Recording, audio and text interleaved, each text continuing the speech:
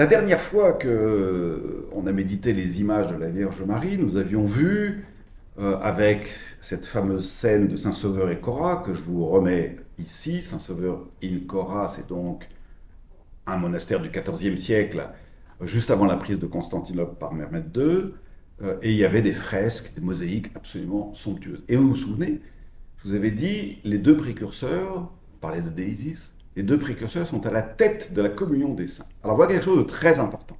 Marie est la première dans la communion des saints. D'ailleurs, c'est visible, enfin c'est même audible plus exactement, quand on chante les litanies des saints. Peut-être que vous avez remarqué, les litanies des saints, Seigneur prends pitié, au Christ prends pitié. Et en premier, la première parmi les saints, si vous voulez, c'est Marie, la toute sainte, la Panagia, comme disent les Byzantins. Et donc, dans la litanie des saints, on commence toujours par la Vierge Marie.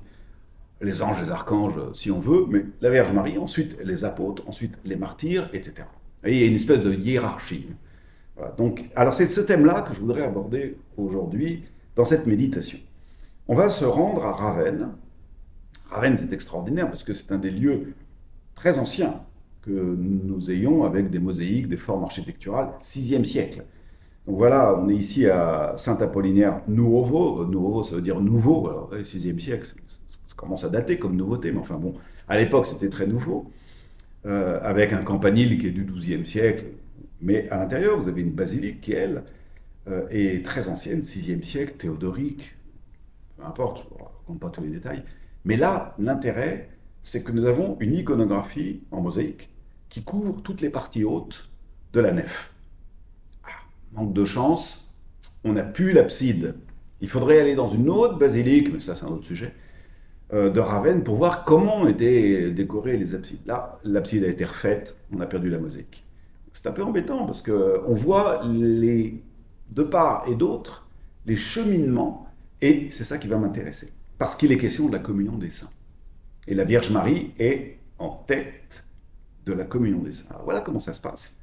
Sur cette photo, vous voyez le long des murs de la basilique, au-dessus des arcs, vous voyez une longue litanie, une procession des saints. En fait, vous avez d'un côté des martyrs, qui portent une palme, tiens, un cierge allumé, de l'autre côté, des vierges. Et ce cortège-là se dirige vers l'abside. En fait, il ne se dirige pas tout à fait vers l'abside, il se dirige vers l'Orient, c'est-à-dire vers le Christ ressuscité. C'est-à-dire qu'ils vont vers le royaume, ils vont vers la résurrection, ils vont vers leur accomplissement. Les vierges d'un côté, les martyrs de l'autre. Les vierges côté nord, les martyrs côté sud. Et alors, alors ça part tout au fond, tout près des portes, on a soit le palais du roi de l'époque, de Ravenne, soit le port de Ravenne, un port très important du point de vue économique. Et hop, les processions s'orientent là-bas et aboutissent où? Les vierges, elles aboutissent au trône de la Vierge Marie. Les martyrs, ils aboutissent au trône du Christ. Et en fait, quelle est la signification de ça? Parce qu'on pourrait se poser plein de questions en disant, quoi? On met la Vierge Marie au niveau du Christ, à la même hauteur que le Christ. Alors regardons d'abord ces petites processions. Ici, vous avez des détails. Donc, cortège des saintes femmes, encore un détail. De l'autre côté, le cortège des martyrs. Alors le cortège des saintes femmes, elles aboutissent aux trois rois mages. Comme c'est curieux. Alors les trois rois mages, c'est très intéressant. 6e siècle, ils ont déjà leur nom. Balthazar, Gaspard, Melchior. Ils sont habillés en phrygien. Bon, donc c'est parfaitement intéressant. Et qu'est-ce qu'ils vont faire? Eh bien, ils vont honorer la nativité. Et donc, vous voyez, il est question dans cette iconographie de l'incarnation du Christ. Les rois mages, ils viennent pour la nativité. Ils ne sont pas là le jour de la Pentecôte. Donc c'est une théologie de l'incarnation. Ah, voilà un thème très important qui va nous tenir pendant toute cette période. C'est l'incarnation qui est première. Et c'est ce par quoi nous rentrons dans le mystère de la Vierge Marie. Et donc, pourquoi y a-t-il cette procession? Et pourquoi de l'autre côté, celle des martyrs qui aboutissent au Christ?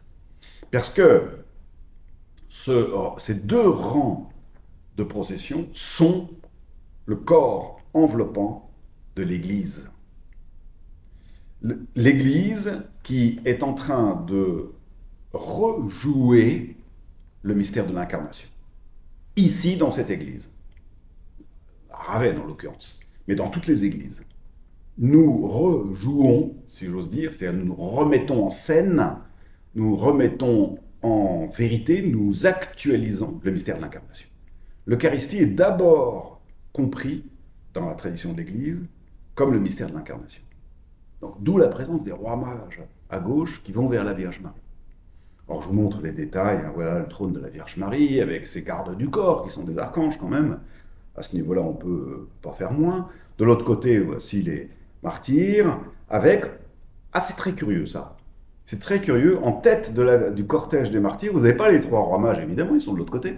Vous avez Saint Martin, un saint français, cocorico, c'est extraordinaire. Vous voyez, la réputation de Saint Martin à l'époque. Alors, Saint Martin, c'est l'inventeur des paroisses, il est comme l'image idéale de l'Église en tant qu'institution, en tant que fondation de lieu spécifique pour y vivre ce mystère de l'incarnation, cette communion avec le Christ. Et donc, ce cortège se dirige vers le Christ, assis lui aussi sur un trône avec sa garde personnelle. Donc voilà, vous voyez, pour le mystère de la communion des saints. Alors ça, c'est très intéressant à comprendre, y compris comprendre que le volume architectural de l'Église est comme une enveloppe qui nous conduit, accompagné par tous ceux qui nous précèdent. La communion des saints, le mystère de l'incarnation, tout ça est lié au culte de la Vierge Marie.